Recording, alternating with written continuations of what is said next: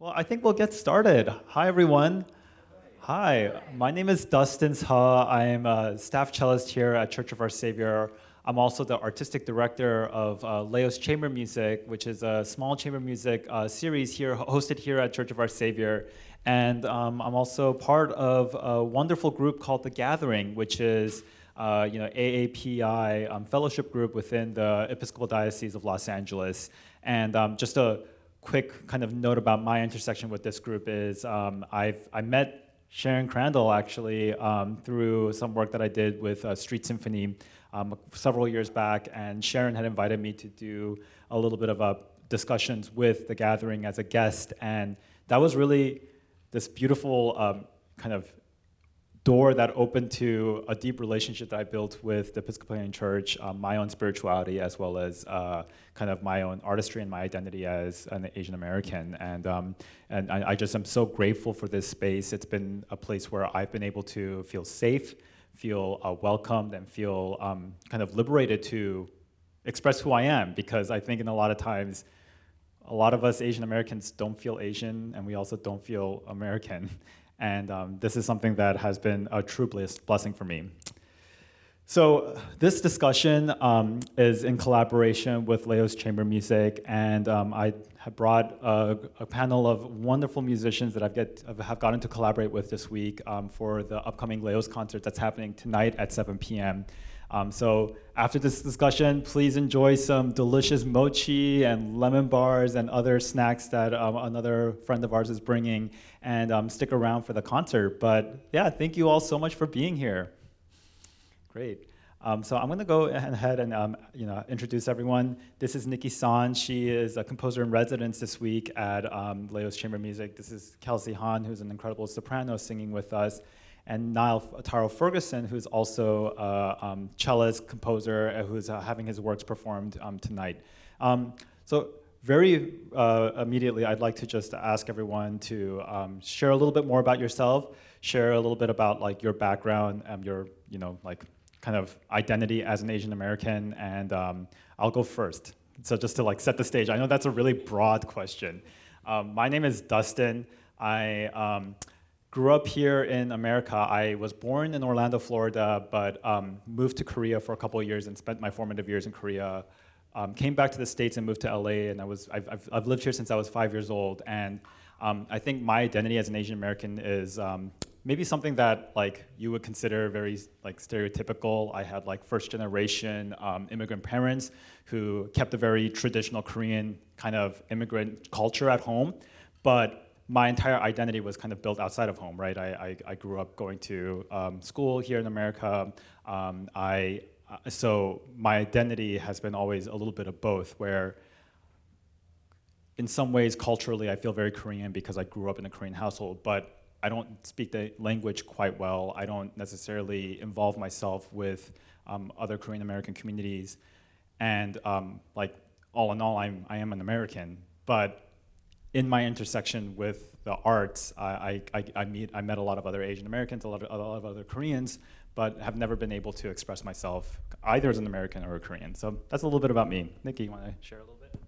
Cool. Well, that was a great answer, and I guess I have to follow up with that. So I'm Nicky Sohn. I came to America when I was 14. I grew up in Korea.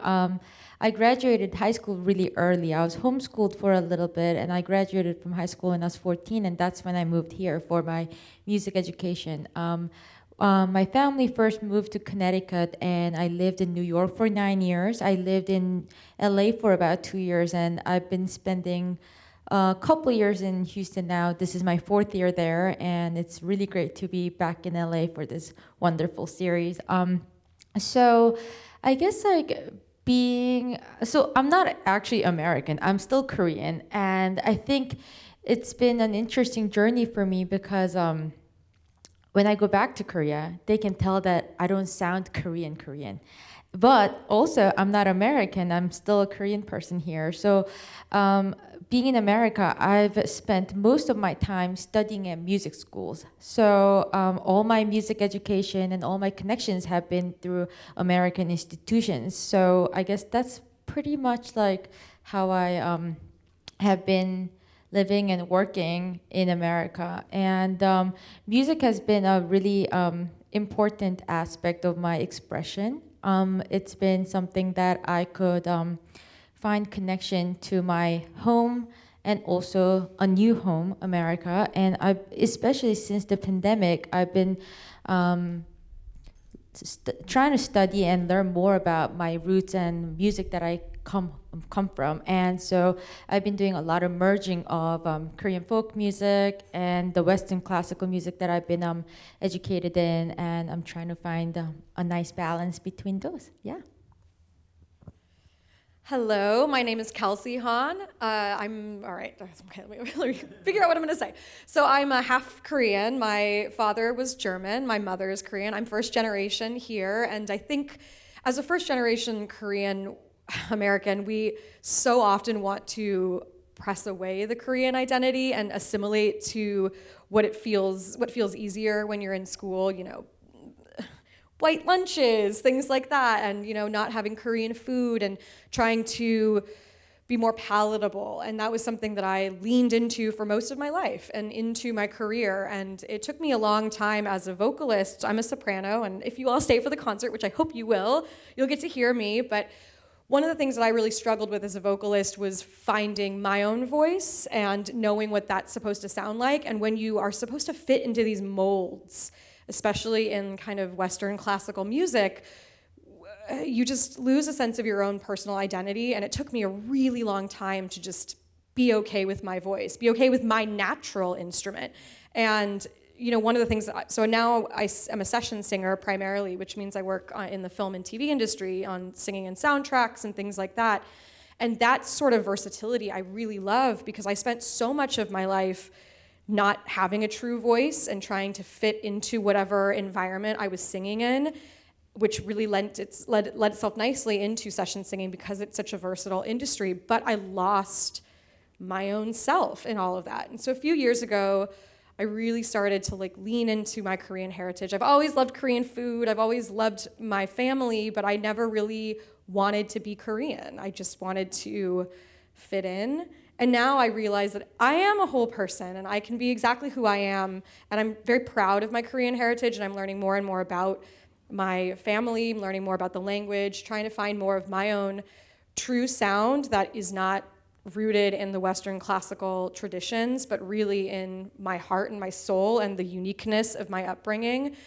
So I don't know, I'm trying to find ways to further grow as an independent individual person who is of mixed race and of a lot of different vocal backgrounds. And yeah, it's been really fun to work with all of you and to hear this in your music, and that's me.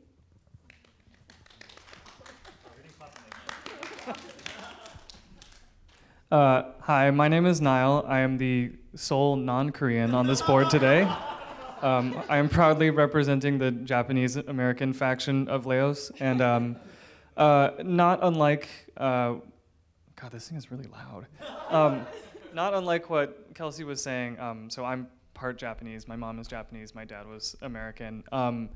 And I think that something that hadn't really occurred to me until I probably got to college was any sort of awareness of sort of where one half of me begins and the other one ends.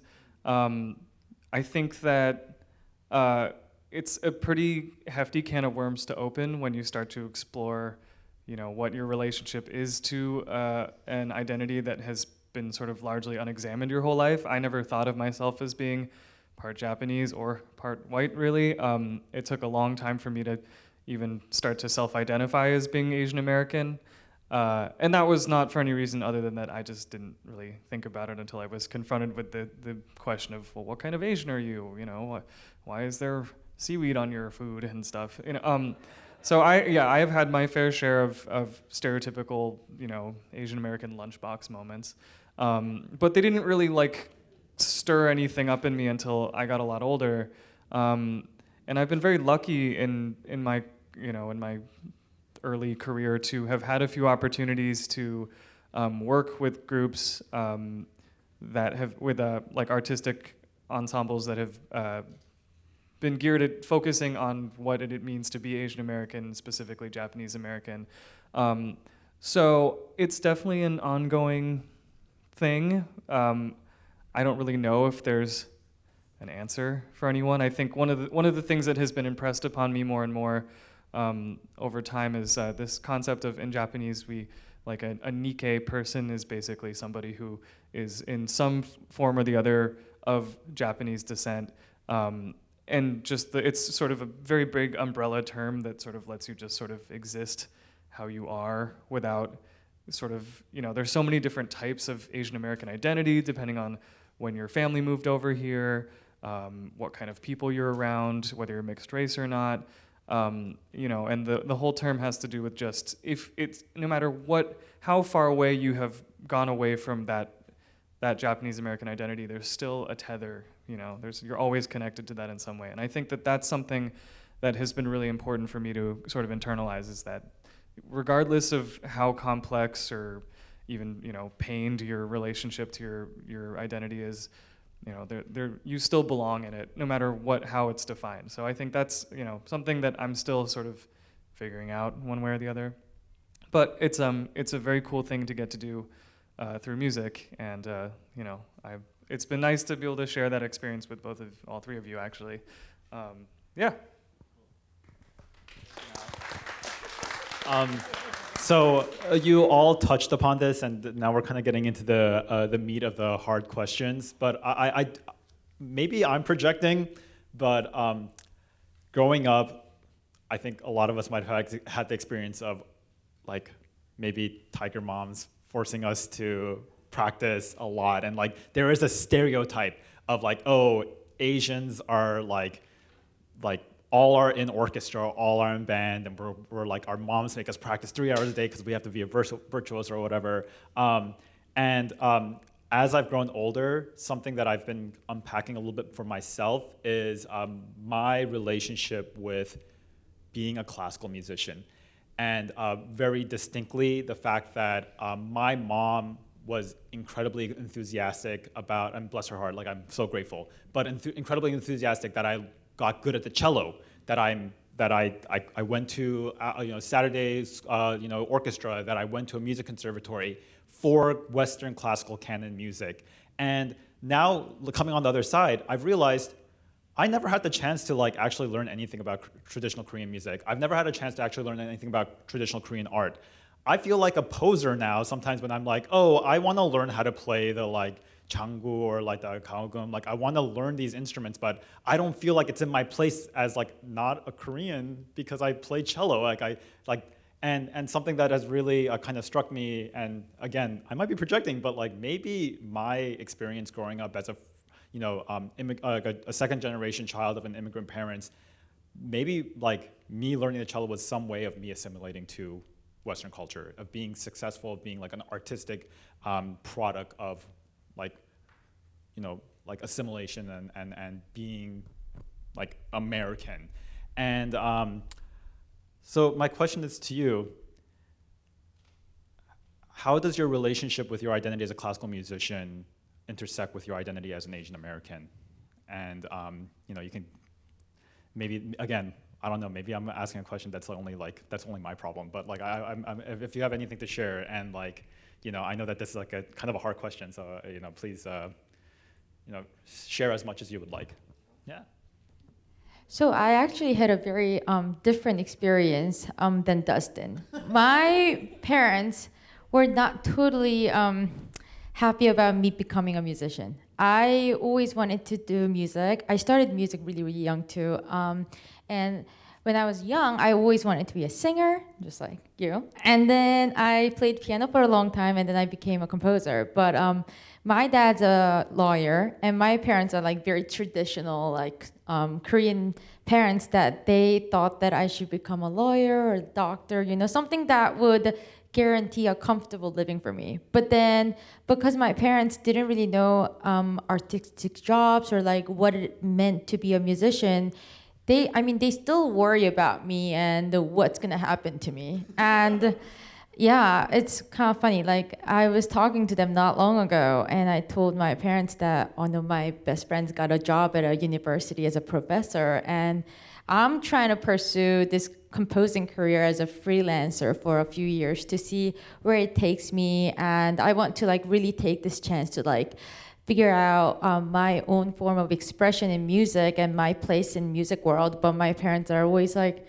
thinking maybe you should also get a teaching job and settle down and get a salary, and insurance is great, but I don't know, like I don't think that's me, at least at this point of my life. And actually, I thought it was interesting that you mentioned like Korean traditional instruments and like Korean traditional music, because a couple of years back, when I was living in LA, actually, I got a really great opportunity to work with the National Orchestra of Korea.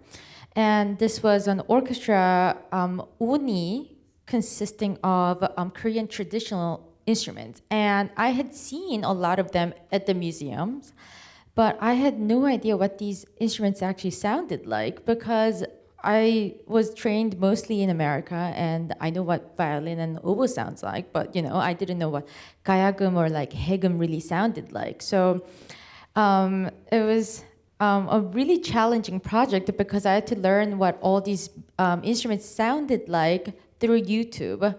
So I watched a lot of YouTube videos of all these different instruments and combinations of them, and I wrote this 20-minute orchestra piece for Korean orchestra. So I flew out from LA and went to Seoul and got to the first rehearsal.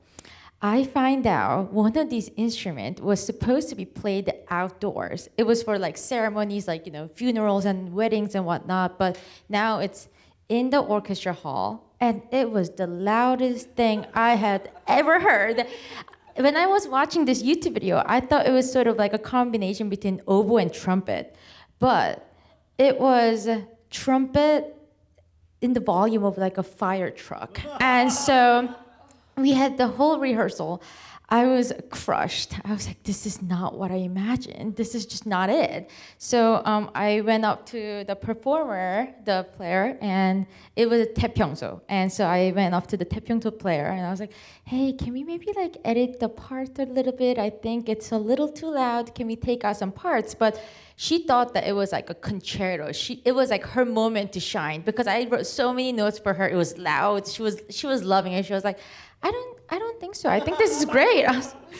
Yeah, so I learned it in the hard way, but that was a really, really refreshing learning experience for me, because I got to like test things out like in person. And I don't know if I'll ever get to write for that orchestra again because of that incident, but maybe. And if I do, I think I could do a better job. But yeah, it's all fun. Music is fun.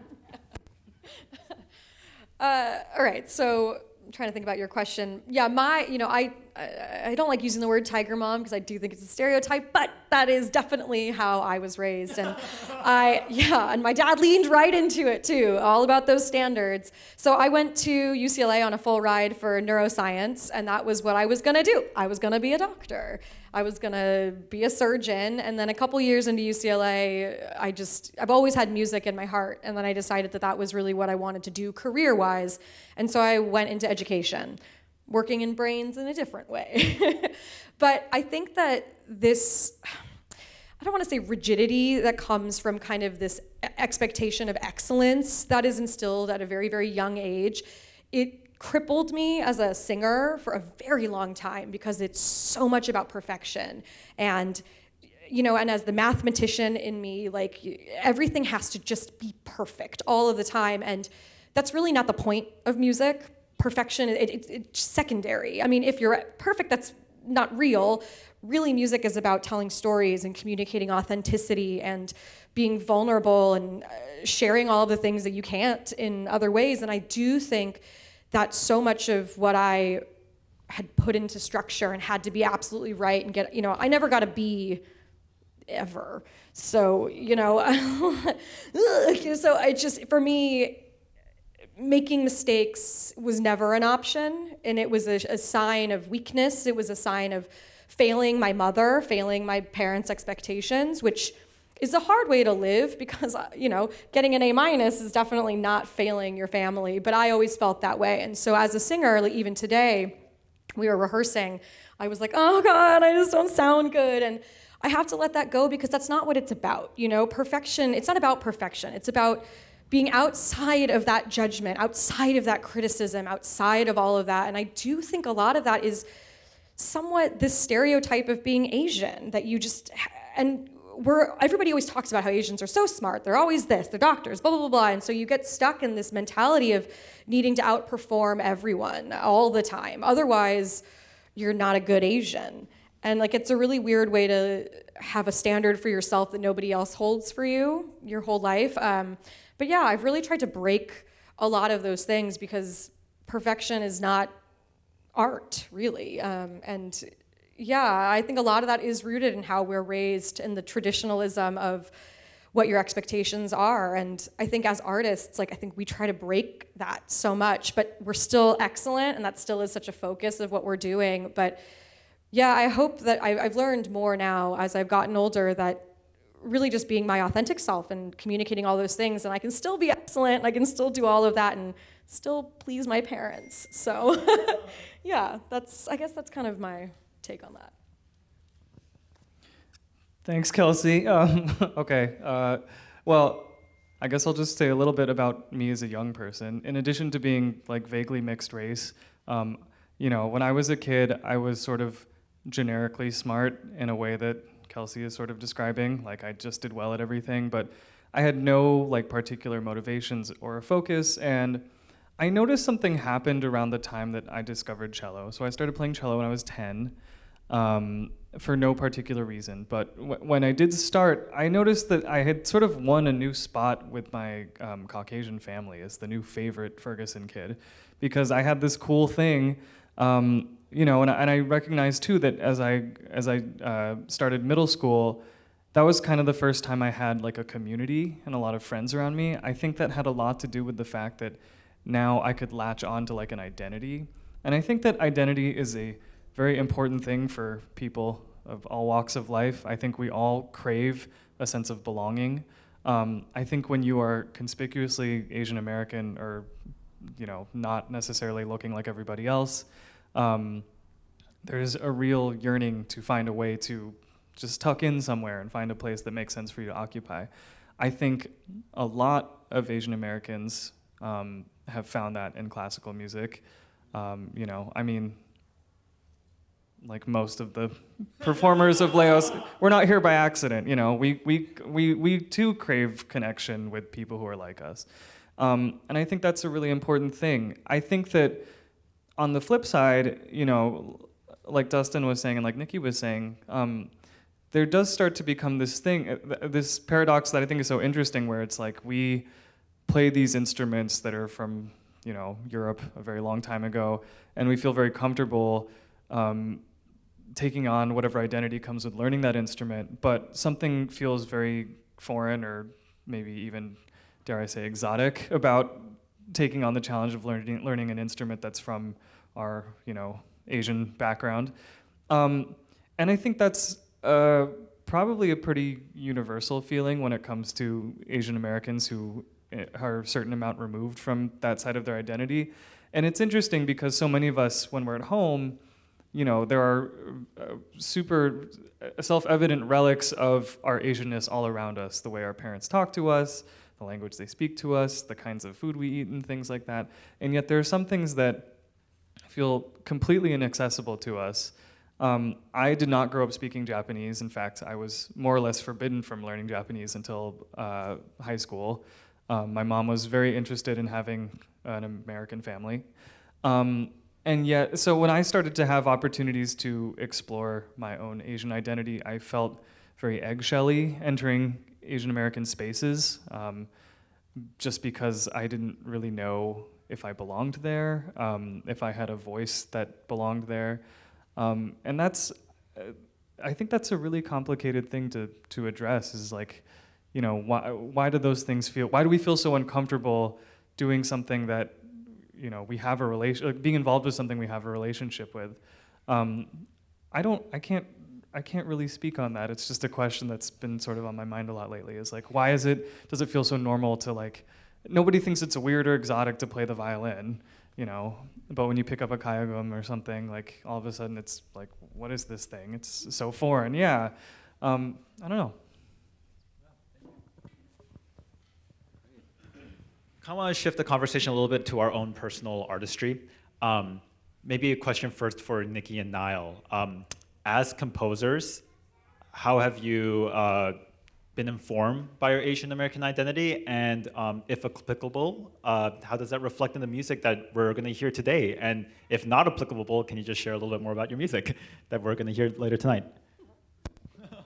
So my music is often about my life. I almost feel like composing is in a way keeping a diary.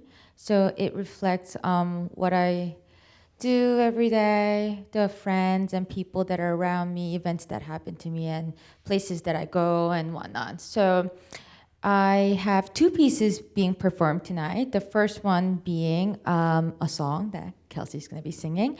And this was going to be a part of a bigger opera dealing with a figure named Yu Guan-sun. She was sort of like a leader of the, what do you call it? Like, she's like a heroine of like the free movement of Korean Japanese and like Japanese colony time.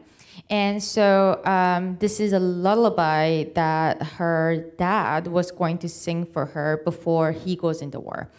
And I have been using a lot of folk tunes and songs that I used to sing with my sister, especially growing up in my music. And the most recent orchestra piece that I wrote was dedicated to her wedding, which I couldn't make because of the pandemic. And she got married in Korea. And that was based on and inspired by this folk tune that we used to sing growing up. And the second piece that you're going to hear tonight is a string quartet named Burning, and that doesn't really have a lot to do with my Korean heritage, but it has a lot to do with my personal life. So about 2 years ago, I started thinking about the sensation of burning. Of course, like, you know, I love Korean food and spicy food, so you feel that like spicy food, like burning feeling in your mouth. So that's one way of thinking about burning. And of course, like fire burning, that's burning. And I saw this ginormous desert fire in Vegas when I was visiting a couple years back. And another way that I felt burning was, you know, when you say goodbye to somebody that you really love and you don't really know when you're going to see that person again, you feel this like burning sensation in your heart, you know? And all these different ways of feeling burning, I wanted to create a string quartet based on those feelings. So that's what you're gonna hear, a lot of burning.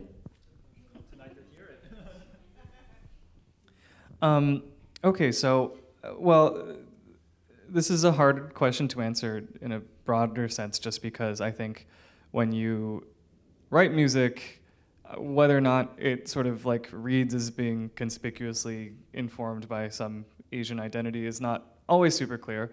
However, I'm very lucky today that the piece that we're performing of mine is, in fact, actually specifically written about my Japanese American identity.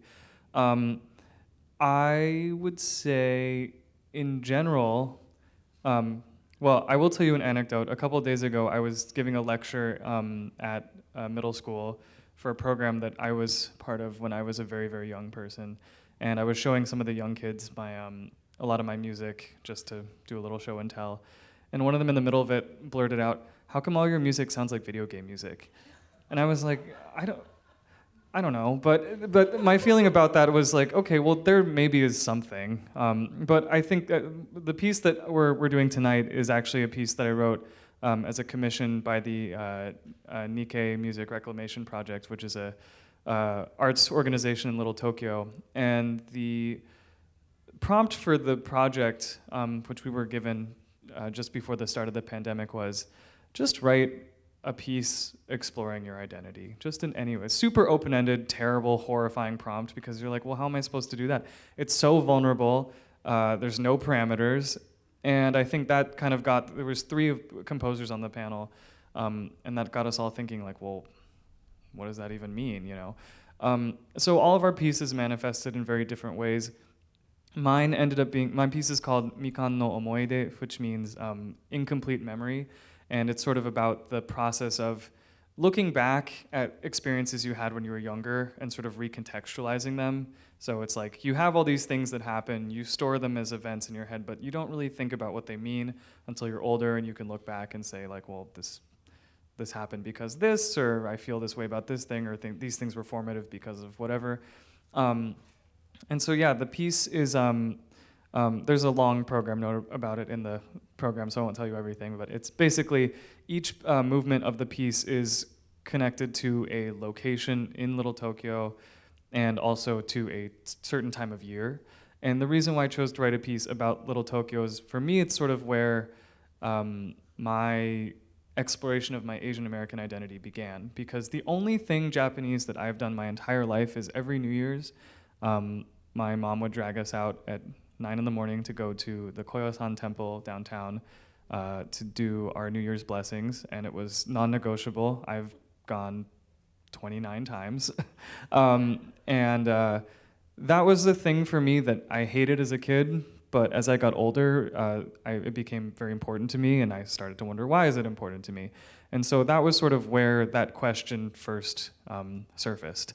And throughout the years, throughout the project that I was just talking about and a bunch of other things, I feel like that was sort of my like physical base camp for where that exploration started.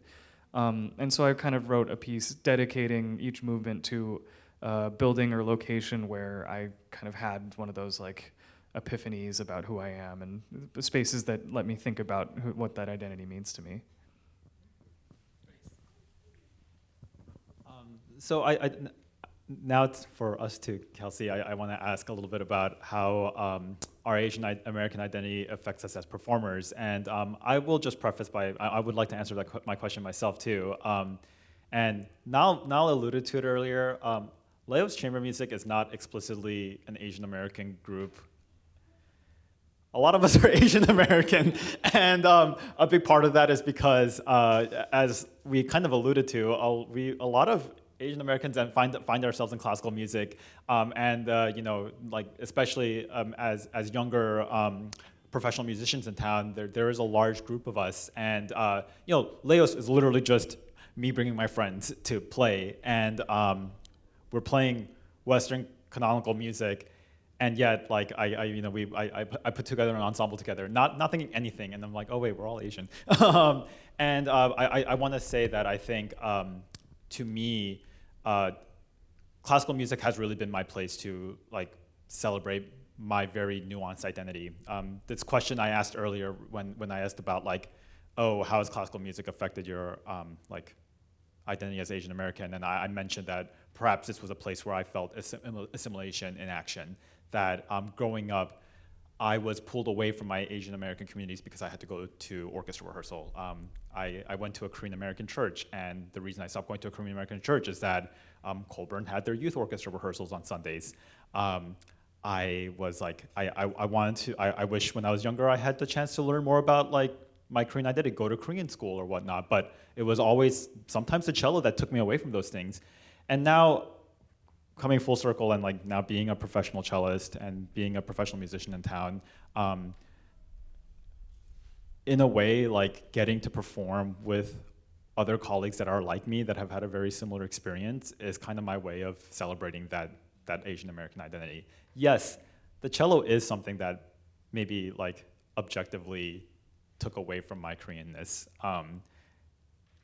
Yes, maybe that's the way I kind of have perceived or like been able to perceive myself as American, is that I'm a cellist. I play a Western canonical instrument, and then I get to sit down with the cello and be who I am and share my heart and my passion. And I look around, and the people that I'm making this music with are like me. And as much as I wish I could like say exactly how like now I'm going to overcome my assimilation and reclaim my identity as an Asian American, I think that's probably too big of a question. And I think I just sometimes just sitting there and being with my colleagues, being with my peers is the way I get to celebrate that. So that's my answer. Kelci, is there anything that you want to share in terms of like being a performer as an Asian American, how it's like the scene, like navigating the landscape, things like that? So in the singing world, so I sing with the Los Angeles Master Chorale and with LA Opera and the LA Philharmonic, and generally representation is limited in those types of classical spaces. Gatekeeping is real, and the sound world that people are often looking for may not always align with people of color. And so as an Asian American, like something that I am deeply dedicated to is opening up the door for any performer. Accessibility is what it's all about.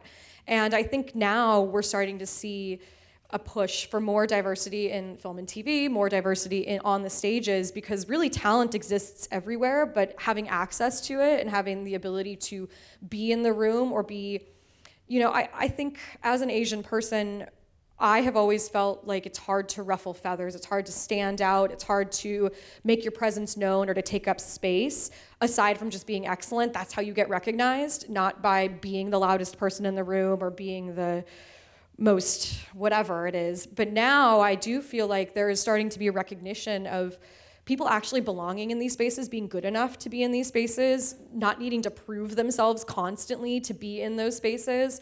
And so, navigating that is always difficult because I often feel like the diversity hire. I often feel like I'm the touch of color on a film session, or when there's an Asian movie, then you see all of the Asian singers in town, but generally speaking, it's frustrating, because we're not to be tokenized, and we're not only good at singing Asian rap. And especially because most of the movies that are, they're still not even written by Asian composers, and the music isn't even really Asian. So we're moving into a world where like acceptance of our culture, of our skill, of our sound, of our identity is more and more accepting, which is wonderful. I'm here for diversity in our industry and for recognition of the wide berth of talent that we have across the board. So I feel very strongly about that. Great. Well, I actually think that maybe we can move into some questions from the audience. If anyone has any questions that they'd like to ask here, I'm going to pass around the mic. So this is just wonderful. Thank you all so much. My question is somewhat limiting because it's about Western instruments, but because of Dudamel, LA Phil audiences have heard a lot of premieres of works by Latin American composers. I wonder if there are any orchestras or ensembles that have any kind of a track record in commissioning and offering and programming works by AAPI composers. I'm going to start by saying that Laós Chamber Music strives to be that, and that you should donate to Laós Chamber Music so that we can continue doing commissions and performing music that represents us. But there's my plug. But actually, I'm so happy to feed you that line. My work is done. but I'll pass it over to some of you folks if you have any thoughts about this. Yeah.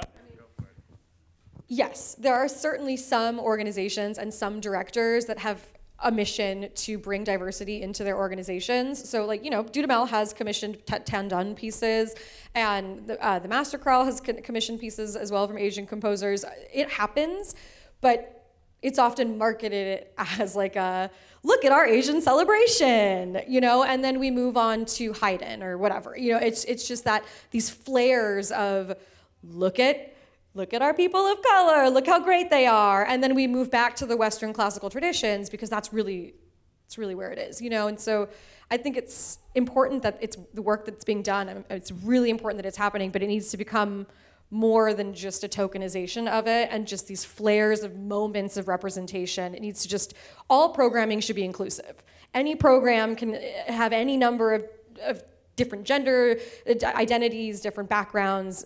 That would be the dream, is that all programs you're looking at are just widely diverse in style, genre, and the people that are creating the content for which we're performing. But yes, there are many organizations that have made a concerted effort to do so. You take this. Yeah.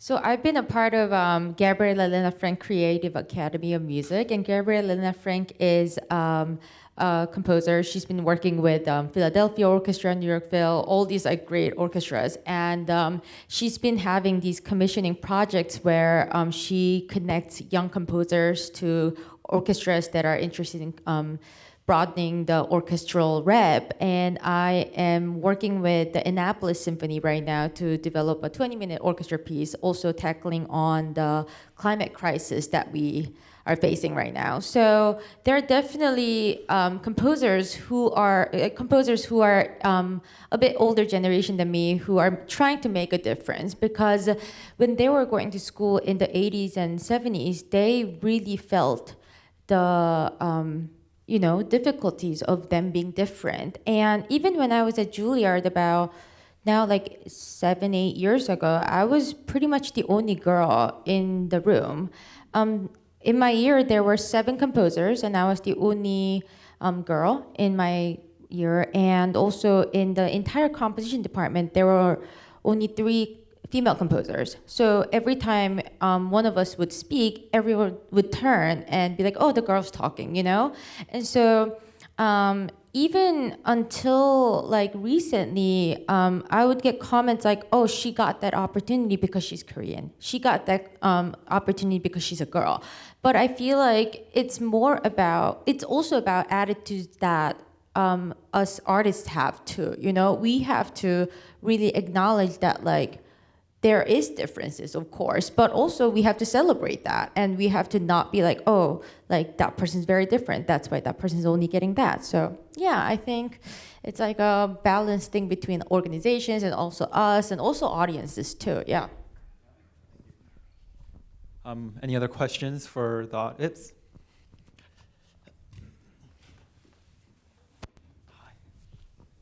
So I come with this because when I was in junior high and I was getting bullied mercilessly, the Asian American folks were basically my only friends. And so I would go to their houses, and hospitality is incredible, and I get all this food, and there'd be kimchi there, and they'd be like, "Oh, no, you're American, you wouldn't like this." I'm like, "Try me, I would love it," and they would teach me how to use chopsticks and the whole 9 yards. And so I'm coming at this because like, I love fusion. I love different cultures learning from each other. And so I'm kind of curious as an ensemble and just in general, is there like, Vietnamese music that gets fused to Thai music, that gets fused to more Western music, et cetera, et cetera? So. Yeah, just to recap, maybe like, is there a repertoire that really like celebrates intersectionality, and maybe we can actually share some specific pieces or something that might come to mind, or your pieces. The Buddha Passion. I mean, I'm trying to think what we've done recently. Actually, I'm happy to take a stab at this. Thank you so much for your question. I personally have been thinking a lot about this intersectionality in programming. Laós has been an incredible opportunity for me to, welcome my friends to this beautiful campus, host these wonderful community, events, and have an open door here at Church of Our Saviour. And it's also been a really interesting exercise for me to be a curator. I've been really excited about how I shape these programs, and something that I've been really trying to steer away from is exactly the things that Kelci and Nicky kind of alluded to, of like, oh, is this just for AAPI celebration? Oh, we need to have this many diversity check marks on our programming. It can't be, if I have a program of 3 white men, I'm terrible, I should be canceled. Or like, oh, if I like every concert has to have a female composer. I've been really trying to move away from that and actually think a little bit more to your point about intersectionality and the beauty of the programming. And if I could share a little bit about what was going through my mind about tonight's program, the reason it's called Sunset Glow is I programmed the evening to kind of flow with the light and the setting of the sun. We're opening the program with a piece by Maurice Ravel, a French composer, called Introduction and Allegro. And for me, it captures this like beautiful like golden hour moment of like, just there's these moments of like like backlit, just gorgeous colors, and the piece really captures this feeling of like that like timelessness of golden hour. I really thought about programming your piece, The Moon Above Keeps Watch tonight, because right after golden hour is when you first see the moon. And hopefully tonight, if it doesn't get too cloudy, we'll be able to see that. And then Nicky's next piece, Burning, for me captured a sense of like dusk, a sense of like right before the darkness, and that maybe will capture that point of the night. And then after intermission, Niall's piece for me does capture the like stillness of like when night first hits. And then finally, we're ending with these two pieces by Heitor Villalobos, and for me, those pieces are like night music. They're very like kind of like after hours, and so for me to answer your question directly, I think we as to celebrate everything we're talking about. I've been approaching my responsibility as a curator, as an artistic curator, to think beyond just, how does this intersect? How do we just like make sure that we get the diversity quota in? How do we make sure that we do other things? But learn from the entire programming. And like, I would be bold to say that most cultures in the entire world like create art because we're all human, and like I think we can like kind of lean into the humanness of it. Like why does a concert have to be about like Asian American celebration? Why does it can be about being a human, experiencing something that's human, and experience that throughout. So that's my answer to yours. Thank you. Yeah.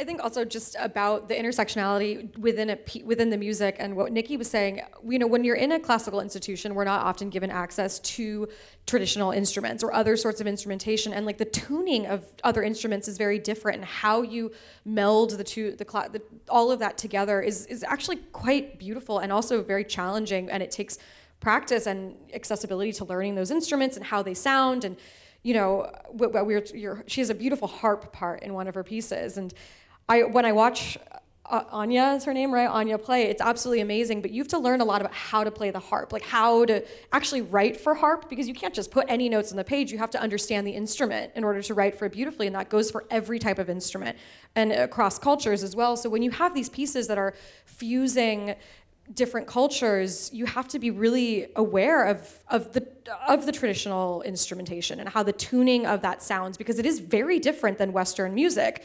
So oftentimes people think that they clash when they really don't have to. It just takes, I don't know, you guys as composers would know better than I do, but it exists. It's just harder, I guess. And people aren't doing it as much, and I'm not sure why, because people don't want to hear it. I don't know. You're up. You guys are doing it. Yeah.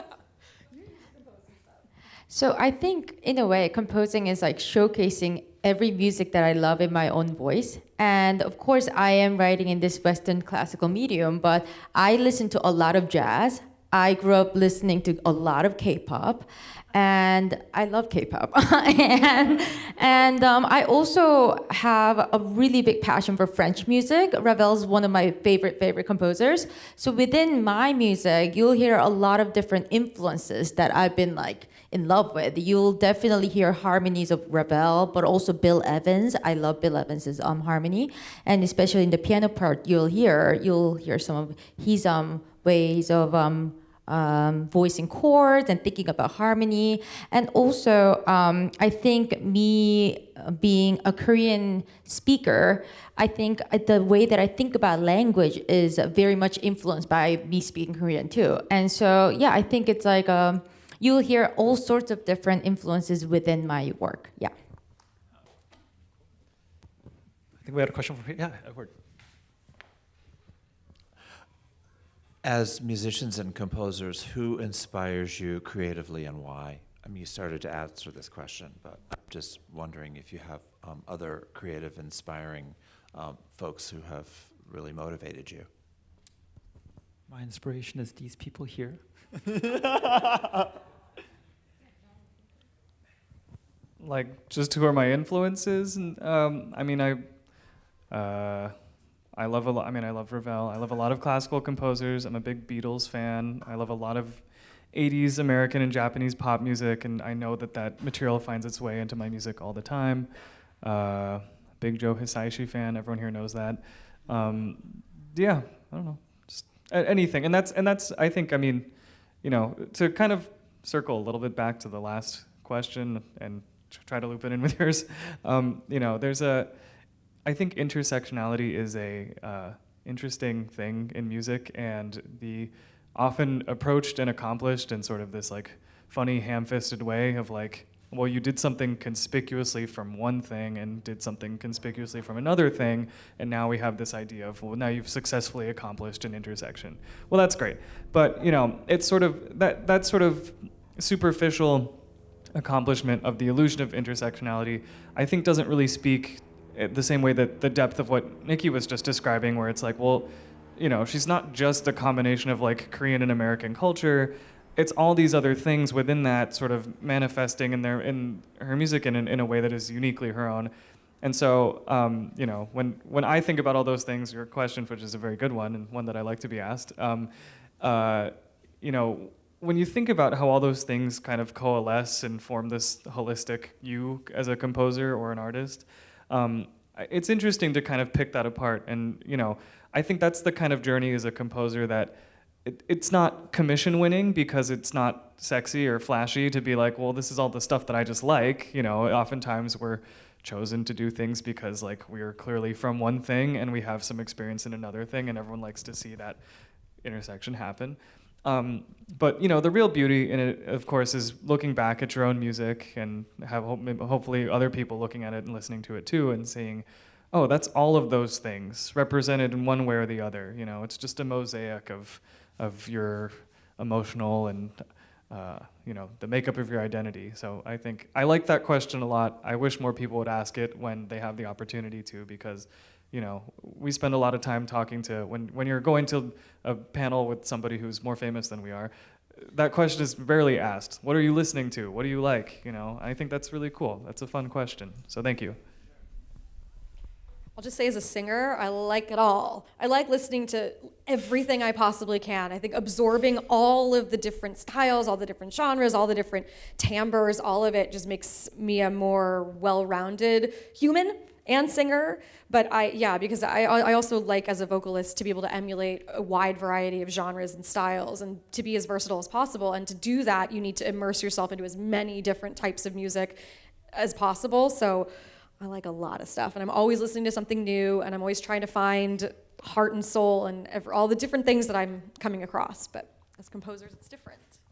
So I shared a little bit about my musical influences and where I get my inspirations, but honestly, I think I have been really inspired by my ex-boyfriends.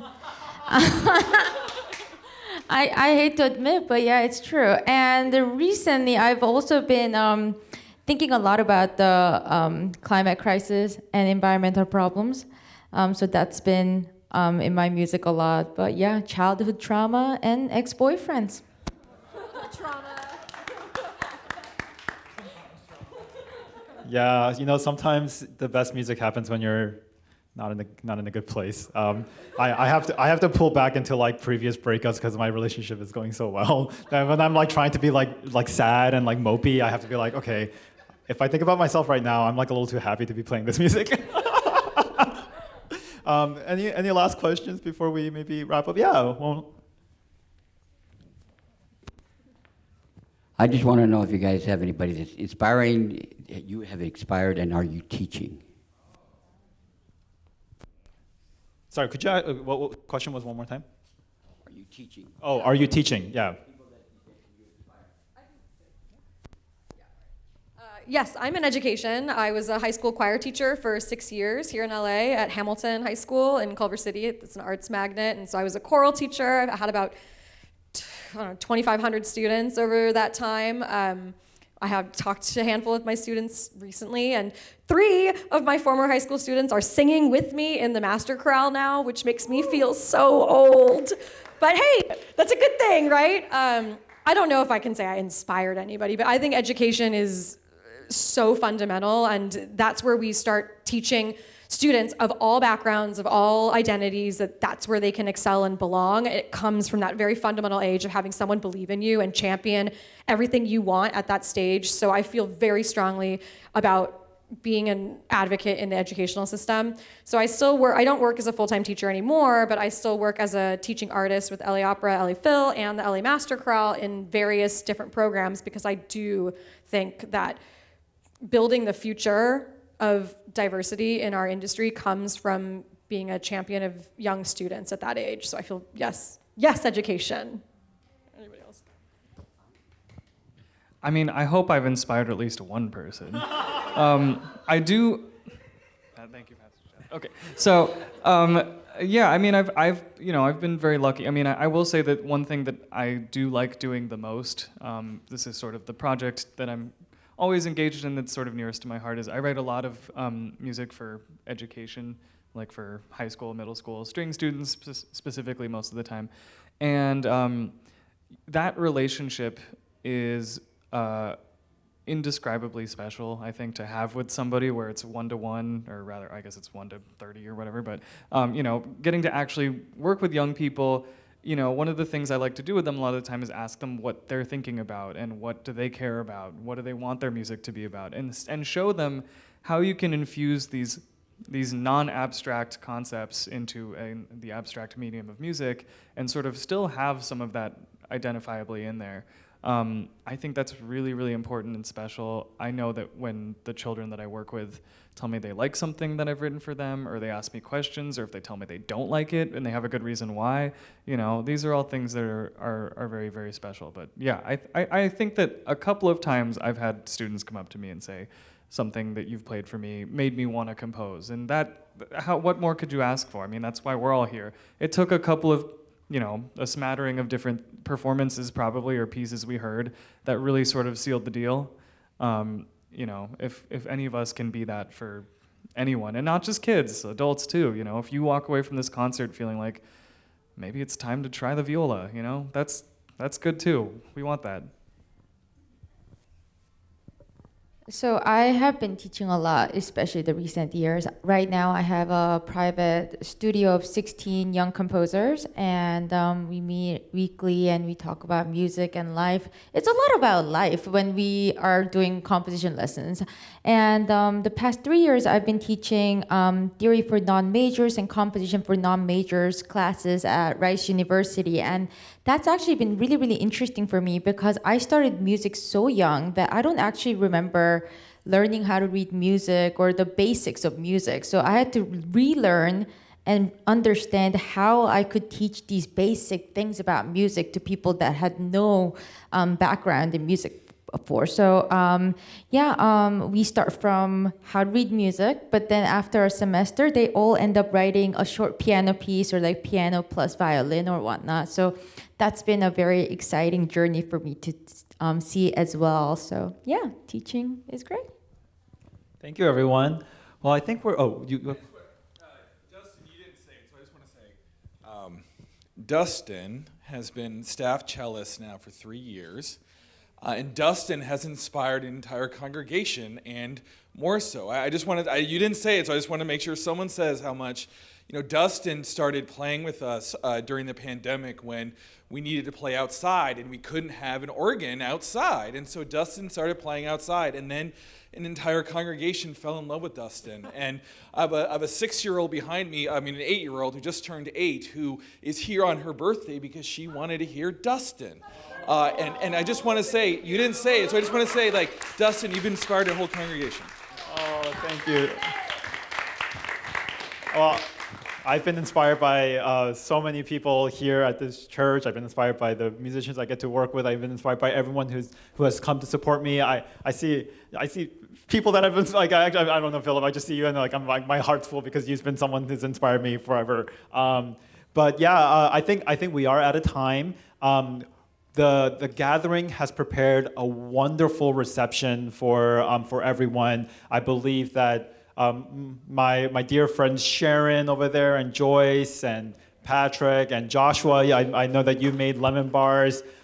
Joshua's lemon bars changed my life. I would really recommend you to also do that. But yeah, today's evening, my hope is that it can be an incredibly refreshing, kind of casual, moment of fellowship. The music will be happening around 7 o'clock, but this reception, I'm hoping, will just kind of like slowly, organically transition into the music starting. So, thank you so much to the Gathering team for making such a wonderful reception for us.